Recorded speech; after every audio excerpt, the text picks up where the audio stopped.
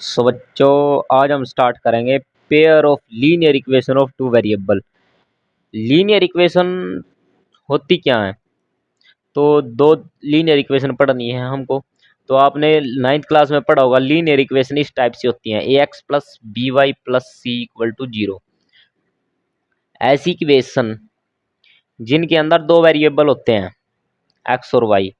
तो दो वेरिएबल के लिए ये दो वेरिएबल दिखाए हुए हैं, linear equation of two variable होती है A X plus B Y plus C के फॉर्मेट। वो equation 4x plus 3y equal to 6 ऐसे भी हो सकती है, और किसी और कंडीशन में भी हो सकती है। तो हम देखेंगे इसको। अभी क्या हमारे पास पेयर है, यानी उससे पहले हमने सिंगल इक्वेशन ही पढ़ी थी, अब हमको पेयर पढ़ना है, यानी दो इक्वेशन पढ़नी है। ऐसे आप आगे जाओगे अगली हायर क्लासेस में, तो वहाँ वहाँ पर आपको पेयर की बजाय तीन इक्वेशन भी मिल सकती हैं, पांच भी मिल सकती हैं। तो उनको सोल्व करना होगा, आपको एक्स और वाई की वैल्यूज निकालनी होगी। तो यहाँ आपको टू वेरिएबल्स वाली लीनियर इक्वेशन के पेयर को स्टडी करना है। तो पेयर कैसे बनेगा? तो दो इक्वेशन होगी, A one X plus B one Y plus C one equal to zero, A two X plus B two Y plus C two equal to zero. ये इक्वेशन नंबर एक होगी आपकी, और ये इक्वेशन नंबर दो हो गई। ये पेयर आपका बन गया इक्वेशन का। अब ए वन बी वन सी वन इक्वेशन नंबर वन के कांस्टेंट हैं, और एक्स और वाई वेरिएबल हैं। ए टू बी टू और सी टू इक्वेशन नंबर टू के कोफिशियंट्स हैं, या कांस्टेंट टर्म लगा लो जो इनमें होती है वो हैं। तो ए वन एक्स का कोफिशियंट है, बी वन वाई का कोफिशियंट है, और सी वन कांस्टेंट टर्म है। वो है इक्वेशन नंबर एक की। ए टू एक्स का कोफिशियंट है, बी टू वाई का कोफिशियंट, और सी टू कांस्टेंट टर्म है इक्वेशन नंबर सेकंड की। अब जो ये लीनियर इक्वेशन है आपकी, ये वाली जो मैंने शुरू में आपको बताई थी, ये लीनियर इक्वेशन किसको रिप्रेजेंट करती है? इसकी ग्राफिकल रिप्रेजेंटेशन क्या है? That is the algebraic representation. ये ग्राफिकली किसको रिप्रेजेंट करती है? कौन सी फिगर को? एक लाइन को रिप्रेजेंट करती है। किसको? लाइन को। लाइन कैसे पता? लीनियर से लाइन। इस तरह की इक्वेशन जिसके अंदर दो वेरिएबल हो, वो दो एक्सिस को डिनोट करते हैं। कौन कौन से एक्सिस? एक होता है एक्स एक्स, एक सॉरी एक्स एक्सिस ये वाला, और एक होता है ये वाला वाई एक्सिस। ठीक है, तो मैं बना देता हूँ, और इधर एक्स डैश। एक्स वाई ये वेरिएबल होते हैं, किसके डिनोट करते हैं? एक्सिस को डिनोट करते हैं। और ए बी सी जो है ये कोफिशिएंट हैं या कांस्टेंट वैल्यूज हैं। वो ही से ही जो है लाइन, आपको पता लगेगा लाइन यहाँ से क्रॉस करेगी, यहाँ से जाएगी, या कहाँ से ऐसे जाएगी। इन कांस्टेंट की वैल्यू पर डिपेंड करता है लाइन किस तरह की होगी, लाइन का नेचर क्या होगा। ओके, तो अब हम बात करेंगे, जब एक इक्वेशन थी तो लाइन कितनी होती थी? सिर्फ एक सिंगल लाइन रिप्रेजेंट करती है एक लीनियर इक्वेशन। लेकिन अब लीनियर इक्वेशन कितनी है? दो हैं। तो ये भी एक लाइन को रिप्रेजेंट करेगा, ये भी एक लाइन को रिप्रेजेंट करेगा, यानी L1 को रिप्रेजेंट करेगा, ये L2 को रिप्रेजेंट करेगा। अगर दो लाइन एक साथ आ जाती हैं तो क्या होगा? तो इनके बीच में कंडीशन बनेगी, कंडीशन वन। फर्स्ट कंडीशन में क्या कंडीशन बन जाती है? कंडीशन वन में क्या होता है? अगर दो लाइन हो तो वे लाइन कैसी हो सकती हैं? तो वे दोनों लाइन इंटरसेक्टिंग हो सकती हैं। L1 intersect L2। Okay, intersect कैसे कर सकती हैं? एक पॉइंट पर L1 L intersect L2 on a point. एक पॉइंट पर अगर इंटरसेक्ट करती हैं, एट ए पॉइंट लिखना होगा, L1 intersect L2 at a point. जैसे यहाँ पर ये L1 जो है L2 एक दूसरे को इंटरसेक्ट करती हैं एक पॉइंट पे। तो अगर ग्राफ मैं बनाऊं यहाँ पर, और दो लाइन, एक लाइन ऐसे आ जाए और एक लाइन ऐसे आ जाए, एक पॉइंट पे इंटरसेक्ट कर जाए, तो वो पॉइंट इस लाइन पे भी है और इस लाइन पे भी है। मतलब वो पॉइंट जो है इन दोनों लाइंस पे होगा। ये पॉइंट देखो इस लाइन में भी आएगा, इस लाइन में भी आएगा। तो अगर ऐसी कंडीशन हो जाए तो वो दोनों लाइन पे आ जाता है पॉइंट। यानी इन दोनों इक्वेशन का जो बीच का कॉमन पॉइंट होगा वो ही पॉइंट कौन सा होगा, इंटरसेक्टिंग पॉइंट, यानी वही इन दोनों के बीच का क्या होगा, सॉल्यूशन होगा। तो अगर कंडीशन नंबर 1 को देखूं मैं, अगर L1 लाइन L2 को इंटरसेक्ट करती है तो कैसा सोल्यूशन मिला हमारे को, तो सोल्यूशन मिला है यूनिक सोल्यूशन। कैसा सोल्यूशन मिलता है, यूनिक सोल्यूशन। जब लाइन इंटरसेक्ट करें तो सोल्यूशन कैसा मिलता है, यूनिक सोल्यूशन। अगर सोल्यूशन मिल जाता है किसी भी इक्वेशन का, तो ऐसे इक्वेशन के अगर दो इक्वेशन एक साथ लिखी है तो इसकी रिप्रेजेंटेशन को बोलते हैं सिस्टम ऑफ इक्वेशन। क्या बोलते हैं, system of equation, system of equations. तो यहाँ पर देखो पेयर दिया हुआ आपको, पेयर क्या है, यहाँ इन दोनों इक्वेशन का सिस्टम ऑफ इक्वेशन है। तो ये जो सिस्टम है इन इक्वेशंस का, क्योंकि इन दोनों इक्वेशनों में हमको एक्स और वाई की प्रॉपर वैल्यू मिल गई, यानी सोल्यूशन मिल गया इन दोनों इक्वेशंस का। तो ऐसी कंडीशन में जो सिस्टम ऑफ इक्वेशन है वो क्या है, कंसिस्टेंट है। कैसा है,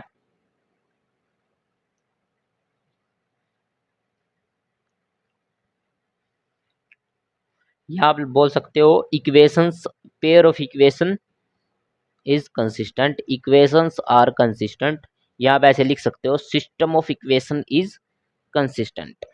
ठीक है, तो याद रखना आपने, जब एक कंडीशन आए कि लाइन एक दूसरे का इंटरसेक्ट करे, जब लाइन एक दूसरे का इंटरसेक्ट करती हैं तो ऐसी कंडीशन में सोल्यूशन कैसा होता है, यूनिक सोल्यूशन। एक ही जगह काटा है और एक ही जगह सोल्यूशन मिलेगा। ठीक है, और ऐसी कंडीशन में जहां सोल्यूशन आपको मिल जाए इक्वेशन को सोल्व करते हुए, तो ऐसे सिस्टम को बोलते हैं कंसिस्टेंट सिस्टम। क्या बोलते हैं, कंसिस्टेंट सिस्टम। लेकिन हमारे पास एक फॉर्मूला है, हमको पहले ही कैसे पता चल जाए इन दोनों को सोल्व करे भी नहीं कि ये लाइन एक दूसरे को इंटरसेक्ट करेंगी, उस फॉर्मूले को कैसे फाइंड आउट करेंगे, वो फॉर्मूला है ये, सोल्यूशन से ही निकाला हुआ है, A1/A2। क्या, A1/A2 not equal to B1/B2। अगर ये कंडीशन होल्ड हो जाती है कि आप A1 की वैल्यू यहाँ रखो, A2 की वैल्यू यहाँ रखो, और B1 की वैल्यू यहाँ रखो, B2 की वैल्यू अलग अलग निकालो पहले इनको। अगर ये A1/A2 ये निकाल लिया, ये निकाल लिया, आपने दोनों को ऑब्जर्व कर लिया, अगर दोनों इक्वल नहीं आए तो इसका मतलब क्या होगा, जो सिस्टम ऑफ इक्वेशन है वो आपका कंसिस्टेंट होगा। सोल्यूशन कैसा होगा, यूनिक सोल्यूशन, और लाइंस कैसी होंगी, इंटरसेक्टिंग एट ए पॉइंट। ये फॉर्मूला हो गया, या ये कंडीशन हो गई। क्या कंडीशन हो गई, कि जब लाइन एक दूसरे को एक पॉइंट पे इंटरसेक्ट करें उसकी क्या कंडीशन है, A1/A2 not equal to B1/B2। Condition second क्या हो सकती है, अगर दो लाइन आ रही हैं तो या तो वे इंटरसेक्ट करेंगी, देख लिया हमने कंडीशन सेकंड में, या फिर वे दोनों लाइन क्या हो सकती हैं, एक लाइन ऐसी है उसी के ऊपर, यानी उसी की कौन साइड लाइन चली जाए। जैसे मैं बात करूं, एक पटरी बिछी हुई है, उसी पे से एक ट्रेन चल जाए, पीछे पीछे दूसरी ट्रेन भी आ जाए, तो मेन जो ट्रैक है वो तो एक ही है। वैसे यहाँ पर एक लाइन ऐसे गई, उसके ऊपर से दूसरी लाइन आ गई, दो लाइनों को रिप्रेजेंट कर देता हूँ ऐसे। तो ऐसी कंडीशन में क्या होगा, लाइन कैसी होंगी, देखो लाइंस कैसी हैं यहाँ पर, लाइंस आर कोइंसाइड, एक के ऊपर एक होंगी, हिंदी में संपाती बोलते हैं। लाइन कैसी होंगी, कोइंसाइड। ठीक है, अगर लाइन कोइंसाइड होती है तो एक बात बताओ, क्या दोनों लाइन एक दूसरे को पूरी तरह से एक दूसरे के साथ मर जाएं, यानी ये दोनों एक ही लाइन का रूप ले चुकी हैं। जैसे ट्रेन की पटरी एक ही है, वैसे ये लाइन एक ही लाइन के रूप ले चुकी हैं। तो इस समय जो लाइन का जो, चाहे यहाँ पॉइंट ले लो आप, ये पॉइंट मान ले, ये पहली लाइन पे भी होगा और दूसरी लाइन पे भी होगा। कोई पॉइंट यहाँ लो, वो पहली लाइन पे भी होगा और दूसरी लाइन पे भी होगा, यानी एक पॉइंट आप कोई भी पॉइंट उठा लो इन दोनों लाइन में से कहीं पर भी,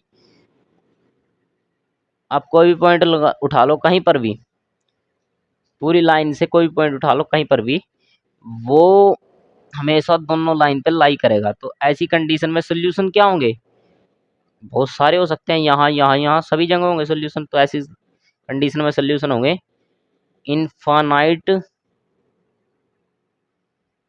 मैनी सॉल्यूशंस। कैसे सॉल्यूशंस होंगे? Infinite many solution.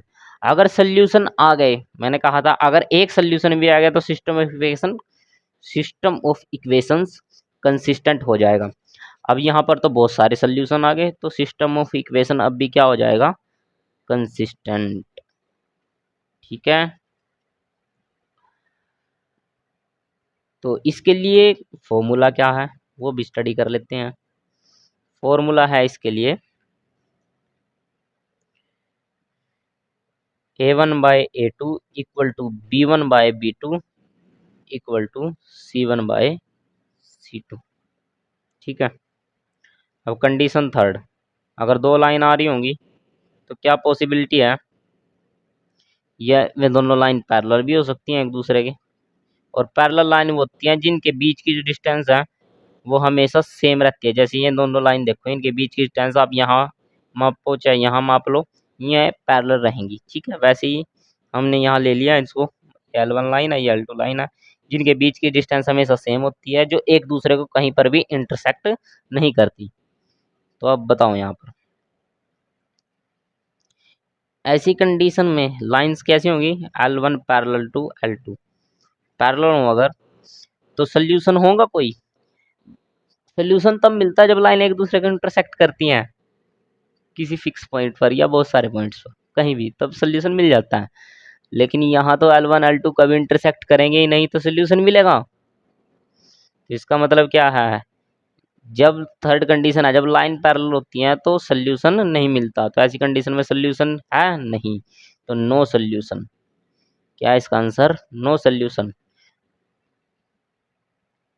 और जब कोई सोल्यूशन नहीं मिलता, यानी कोई भी सोल्यूशन एक्स और वाई की कोई फिक्स, कोई अप्रोप्रिएट वैल्यू नहीं मिलती, कोई सोल्यूशन नहीं मिलता, तो ऐसी कंडीशन में सिस्टम ऑफ इक्वेशंस इनकंसिस्टेंट हो जाता है। कैसा? इनकंसिस्टेंट। अगर आपका सिस्टम ऑफ इक्वेशन इनकंसिस्टेंट हो जाता है तो इसके लिए कंडीशन भी जरूर होगी फॉर्मूला की। तो फॉर्मूला मैं आपको लिख देता हूँ, फॉर्मूला सिंपल है बिल्कुल। तो फॉर्मूला को समझो पहले। अगर लाइन पैरेलल हो तो उसके लिए फॉर्मूला क्या बनता है? A1 by A2 equal to B1 by B2 not equal to C1 by C2। क्या फॉर्मूला बनता है?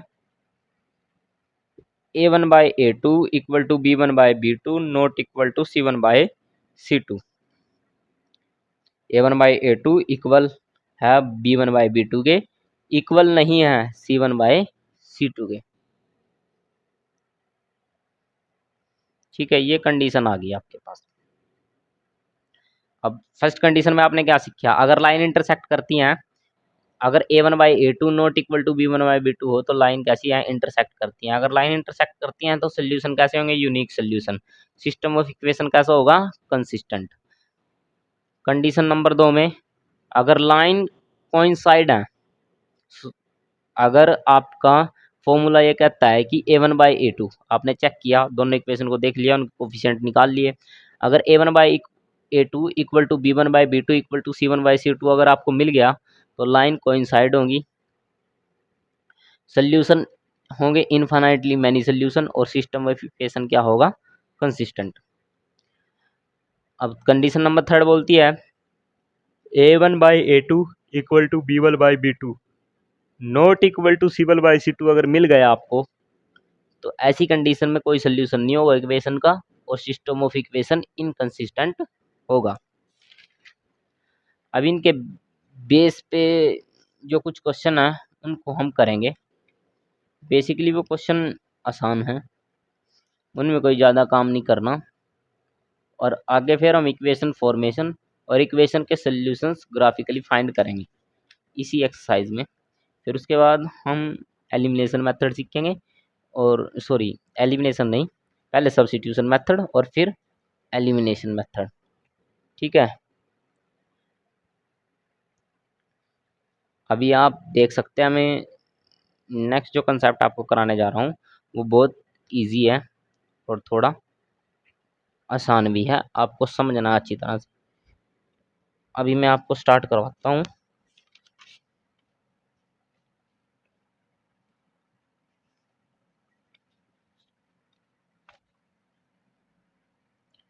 कुछ एग्जाम्पल करवाऊंगा मैं जो अभी मैंने समझाया आपको। एग्जाम्पल क्या, आप डायरेक्टली रीच आउट करो question number second of 3.1। Question number second of 3.1 यही मैं क्यों करा रहा हूँ, ये इसलिए क्योंकि एक तो ये इम्पोर्टेंट है। क्वेश्चन नंबर फर्स्ट में आपको जो कंडीशन दी हुई है इनको इक्वेशंस में चेंज करना है आपको कंडीशन, लेकिन इस क्वेश्चन में तो आपको प्रॉपरली सोल्व करना है। तो पहले इसको करा देता हूँ, फिर क्वेश्चन नंबर फर्स्ट करा दूंगा। क्वेश्चन नंबर सेकंड को ध्यान से देखेंगे क्योंकि एग्जाम्पल सी है, हमको एग्जाम्पल के हमारे पास यहाँ क्वेश्चन ही आ गए हैं जिसके आपको इंटरसेक्टिंग लाइन, कोइंसिडेंट लाइन और पैरेलल लाइन कंडीशंस के बारे में पता चलेगा। 5x minus 4y plus 8 equal to 0, 7x plus 6y minus 9 equal to 0। ये आपको दो इक्वेशन दी गई हैं। अब आपने देखना कि फर्स्ट इक्वेशन है उसमें ये क्या किसकी वैल्यू होती है a1 की, ये किसकी होती है b1 की और ये c1 की। ऐसे इक्वेशन नंबर सेकंड में ये वैल्यू होती है a2 की, ये b2 की और ये c2 की। ठीक है, अब आपको ये चीज़ें पता लग चुकी हैं तो अब निकाल लो बस। देयरफॉर a1 किसके बराबर इक्वल हो जाएगा 5 के, x के जो आगे है फर्स्ट इक्वेशन में, b1 किसके इक्वल हो जाएगा 4 और साइन के साथ लिखनी है हमेशा वैल्यूज को माइनस ऑफ 4 और c1 किसके इक्वल हो जाएगा प्लस के 8, a2 किसके इक्वल हो जाएगा 7, b2 किसके इक्वल हो जाएगा प्लस के 6 और c2 हो जाएगा माइनस के 9। प्लस इसलिए नहीं लिखा जाता क्योंकि प्लस को लिखने की जरूरत नहीं होती, एवरी नंबर बिना प्लस की रिप्रेजेंट के पॉजिटिव ही होता है, लेकिन अगर कोई नंबर नेगेटिव है तो उसके आगे माइनस लगाना जरूरी है। अब आप लिखेंगे नाउ, और जैसे ही आप नाउ लिख दें उसके बाद आपने स्टार्ट क्या करना है,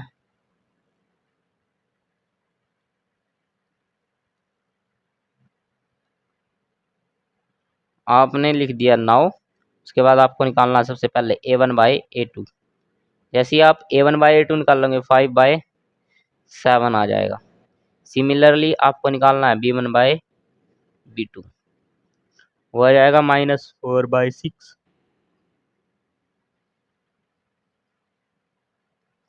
अब इसको 2 के टेबल पे कट कर देते हैं, 2 2 जा 4, 2 3 जा 6। सो b1 बाई b2 क्या आ गया हमारा -2/3। अब बताओ, सो थस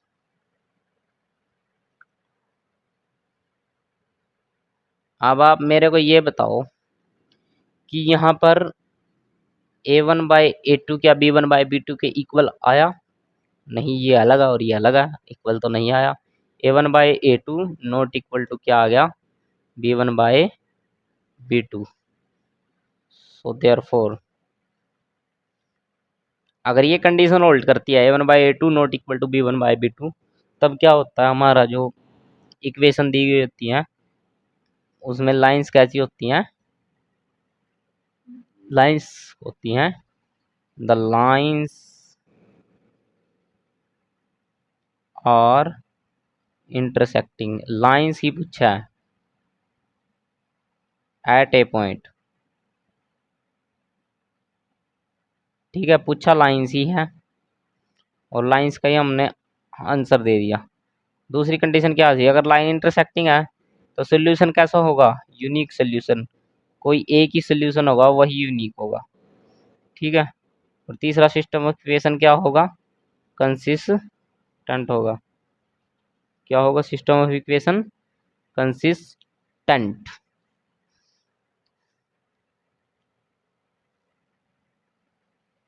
आपके क्वेश्चन नंबर थर्ड के अकॉर्डिंग आंसर केवल आपका ये है इतना ही जो मैं पहले डिस्कस कर चुका हूँ कि इंटरसेक्टिंग लाइन होगी, एक पॉइंट पे इंटरसेक्ट करेंगी।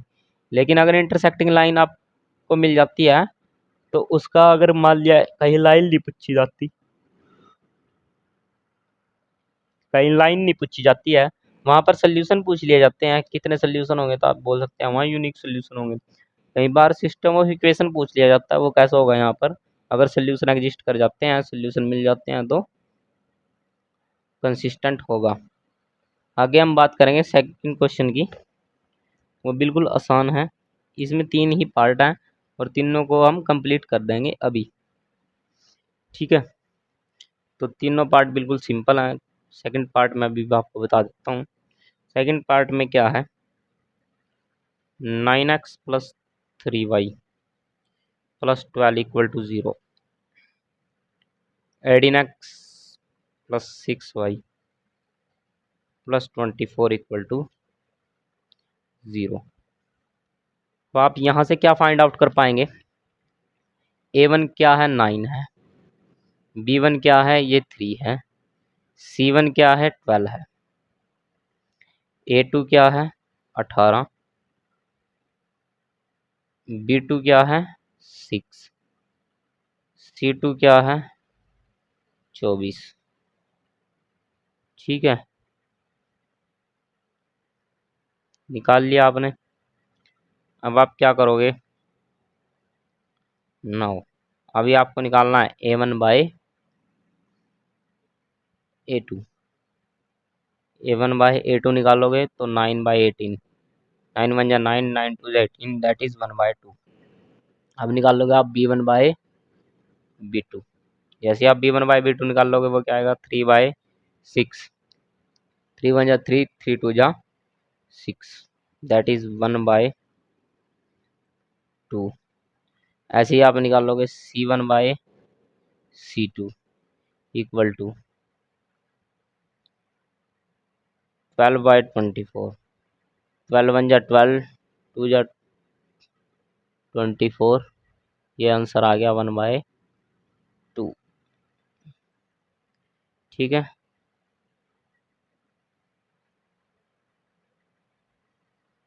तो आपने क्या ऑब्जर्व किया, therefore both are, so these are the same, a1 by a2 equal to क्या मिला हमारे को, b1 बाई b2 मिला, और इक्वल टू ही मिल गया c1 बाई c2, तीनों की वैल्यू 1 बाई 2 ही मिल गई।